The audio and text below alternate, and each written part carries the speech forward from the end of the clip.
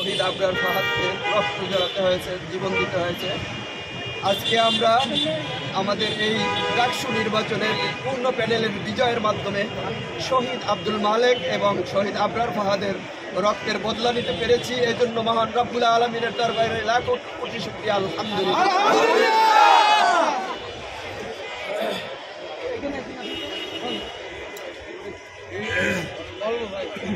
আসসালামু আলাইকুম। আজকে আমরা বিজয়ী হয়েছি শিবির প্যানেল। আমরা অল বাংলাদেশ, অল পৃথিবী, ওরা একটা কথাই বলতো যে আমার শিবির রাজাকার, যে আমার শিবির রাজাকার। আমিও জানি, তুমিও জানো যে আমার শিবির পাকিস্তানি। আমিও জানি, তুমিও জানি পাকিস্তান, যে আমার শিবির পাকিস্তানি।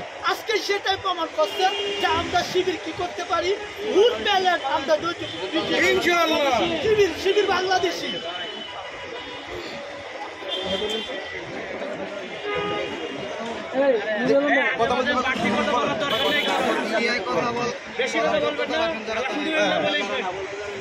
স্বাধীনতার পর থেকে আমাদের